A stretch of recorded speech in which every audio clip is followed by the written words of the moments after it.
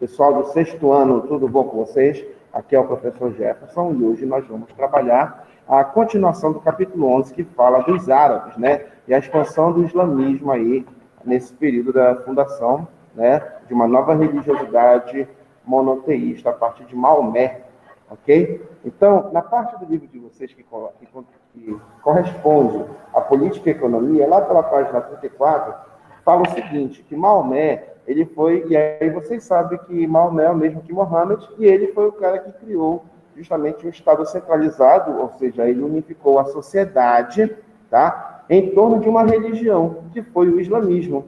Então, a gente pode dizer que o governo dele, assim como os seus sucessores, que são chamados de califas, tá, foi um governo teocrático, ou seja, Maomé fundou uma teocracia, onde, no governo da sociedade dos árabes, existia autoridade política que era, ao mesmo tempo, religiosa. Quer dizer que o líder, o governante do povo árabe, no caso aqui o Maomé e seus sucessores, ele era o líder político, tomava as decisões, e o líder religioso também, o líder do poder espiritual, nesse momento.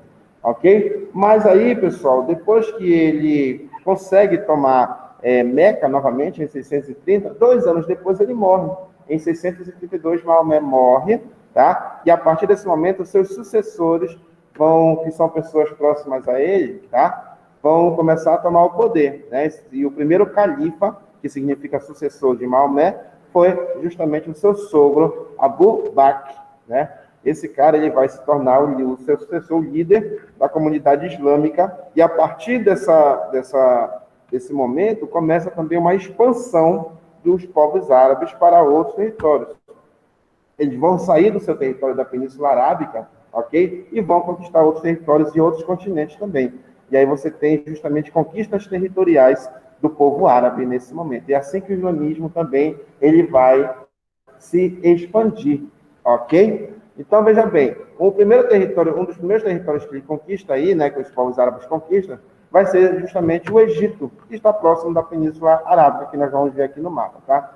E logo em seguida, territórios ao norte da África, países aí, povos do Oriente Médio e da Península Ibérica logo em seguida, ou seja, eles vão chegar até a Europa, né? Eles vão cruzar aí a fronteira aí do continente africano com a Europa, chegando até onde hoje é Portugal e Espanha.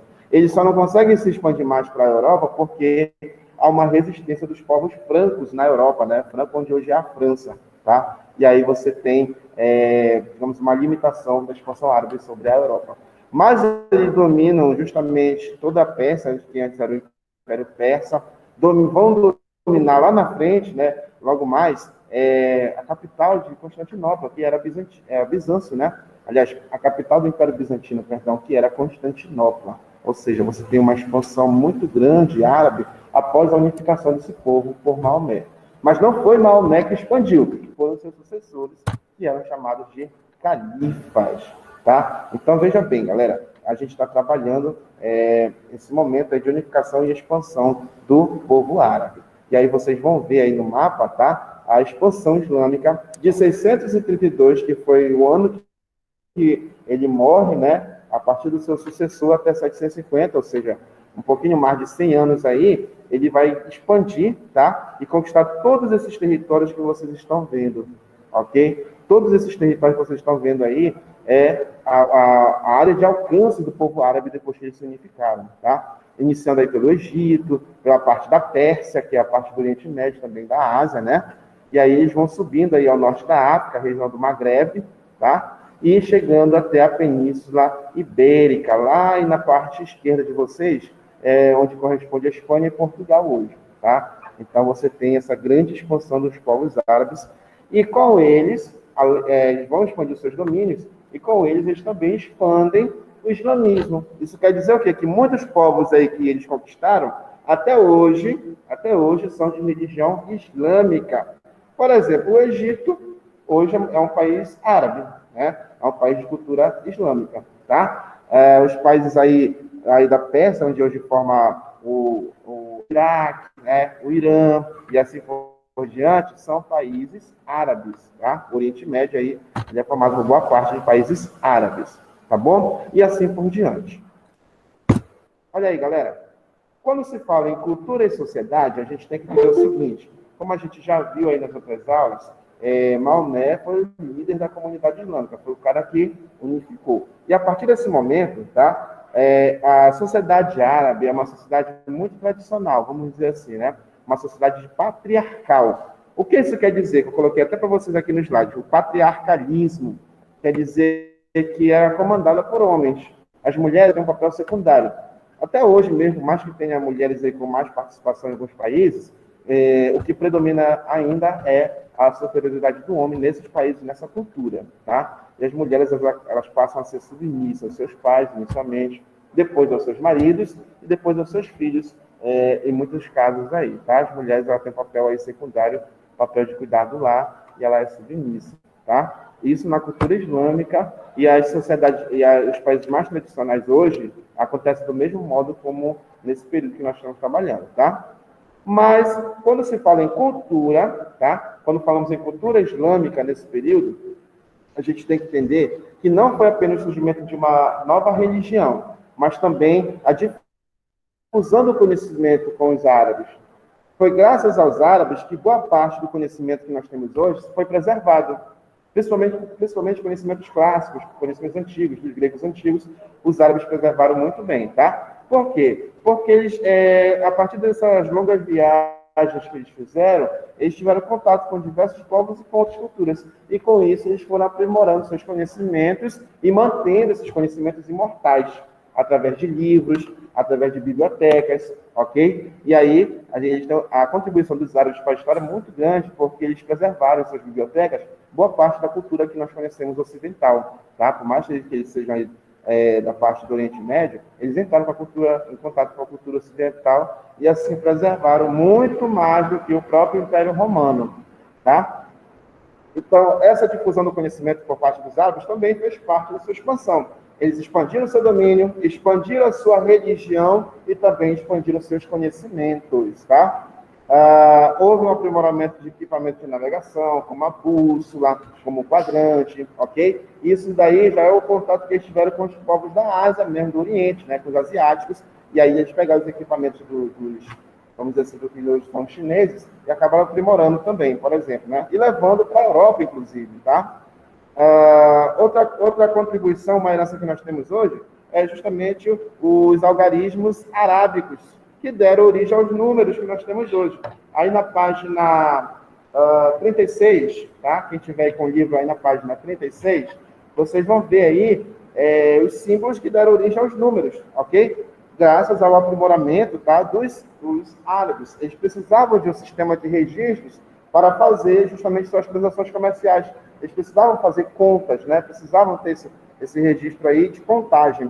E aí, utilizaram esses instrumentos arábicos, que veio da Ásia também, e eles aprimoraram para ter um melhor entendimento e mais fácil também de se entender os cálculos que eles faziam, né? Já que eles eram grandes comerciantes, tá bom? E isso se tornou tão popular que se difundiu por toda a Europa, substituindo, olha aí, ó, substituindo o algarismo romano, que é mais difícil de se compreender e de se escrever também, e foi trocado pelos algarismos arábicos, que hoje são os nossos números, tá? Tudo isso foi contribuição do povo árabe para a história, tá bom? Ainda falando em cultura e sociedade, tá? A gente tem algumas áreas aí que a gente não pode deixar de falar, né? Que eles atuaram. No comércio, principalmente, né? Eles aprimoraram a metalurgia, né? A confecção e venda de tapete, tecido de algodão, lã, cerâmica, perfumaria e medicamentos. Eles eram detentores justamente desse controle, desse comércio para os seus povos e também para outros que eles iriam entrando em contato, tá? Na agricultura, eles aprenderam aí com os povos asiáticos técnicas de irrigação para produzir boa parte dos alimentos que eles consumiriam, tá? E também que eles iriam vender para outros povos, como, por exemplo, o arroz, café, algodão e assim por diante, tá bom? Ervas aromáticas, medicinais, perdão, e assim por diante, tá? Tudo isso foi contribuição que os árabes deixaram, técnicas, conhecimentos que outros povos também aprimoraram aqui nesse momento, tá bom? Esse período de contato, né, com diversas culturas, de conhecimento, de aprimoramento, lá na página 37, para quem está comigo, tá? Ficou conhecido aí como a Idade do Ouro Islâmica, tá? Eles aprenderam a produzir papel e isso possibilitou, tá, que eles registrassem seu conhecimento, registrassem as palavras sagradas religiosas, tá? Em formas de códice, né, de organização um em cima do outro aí organizados, tá? E aí deram origem aos livros, né? Os livros, as bibliotecas, né? Graças à contribuição aí dos árabes, nós temos aí grandes bibliotecas até hoje, tá? Muitas bibliotecas da antiguidade foram preservadas por eles. E muitas bibliotecas que poderiam ter sido destruídas pelo Império Romano, eles protegeram, principalmente no norte da África, a Biblioteca de Alexandria no Egito e assim por diante. Tá bom? Então, quando a gente fala em cultura árabe, a gente vê essa grande contribuição que os árabes tiveram para a nossa sociedade. Na medicina, principalmente, também. Tiveram contato com os egípcios, e você sabe que os egípcios eram grandes conhecedores do corpo humano, né? Eles tinham aquela técnica de preservar o corpo, de conhecer a anatomia do corpo, tá? E os árabes acabaram entrando em contato e tendo esse conhecimento, tá? Eles foram os primeiros a fundarem hospitais. O primeiro hospital do mundo foi em Damasco, lá onde hoje é a Síria, né, um país árabe, fundado por esse povo árabe aí, tá? Eles criaram, inovaram aí técnicas, instrumentos cirúrgicos, né, para fazer justamente operações, como está no livro de vocês, pesquisa sobre o funcionamento do olho humano e também pesquisa sobre doenças mentais. Ou seja, eles tinham um grande conhecimento do corpo humano, né? Então eles avançaram, aprimoraram muitas técnicas que já existiam, mas eles acabaram organizando. Assim como aconteceu em outras áreas também, tá? Então, quando se fala do povo árabe, a gente não fala apenas do islamismo, né? A gente não fala apenas do Maomé que unificou aquele povo. A gente fala da contribuição que eles deixaram para a gente. Graças aos árabes, a biblioteca, como eu falei para vocês, do norte do Egito, de Alexandria, foi preservada com um grande acervo de conhecimento da filosofia grega, inclusive, né? Ia ser destruído pela invasão dos romanos, mas eles protegeram aquele território, tá? E preservaram o conhecimento também. Beleza? Então, a gente finaliza aqui a nossa aula da cultura árabe, ok? Façam para mim e mandem para mim também a página 39, tá? Desse capítulo, eu quero somente a página 39 que vocês possam fazer aí para mim, tá? Marquem aí que é mais um exercício que eu vou pedir para vocês, beleza? Esse é o exercício sobre os árabes. A primeira é verdadeiro ou falso.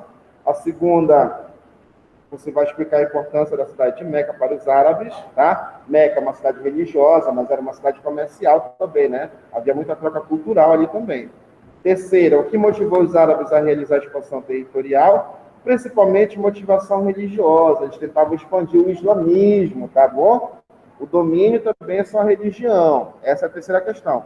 Quarta questão, qual foi a contribuição dos árabes para a produção de livros? Eles aprenderam a produzir papel, como eu falei para vocês, né, com os chineses, tá? E eles foram grandes difusores dos primeiros projetos que seriam hoje considerados como livros, né? O acúmulo de conhecimento em um único volume aí, tá? Caligrafia, né? Aquela questão também dos números que eu falei, tá? Essa foi a contribuição dos árabes aí para a produção de livros. Registrar conhecimentos compreensíveis, tá? A partir de códices, né? Que são acúmulos, assim, são organizações de papel e de conhecimento.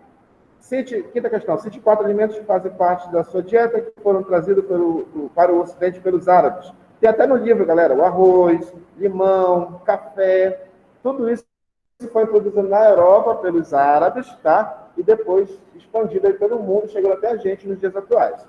Tá bom? Vocês podem procurar também no texto sobre isso aí. A sexta questão não precisa fazer, tá bom? A sexta questão é mais um material de apoio, não precisa fazer a sexta questão, ok? Então, meninos, essa foi a nossa aula de hoje sobre os árabes, tá? A gente fica por aqui, qualquer dúvida me chamem, tá? Leiam novamente o capítulo sobre os árabes. Semana que vem a gente vai falar nosso último capítulo, que é a Idade Média, tá bom? A gente fica por aqui, espero que vocês tenham compreendido, qualquer coisa me chame aí. Tchau, tchau, meninos, até a próxima aí.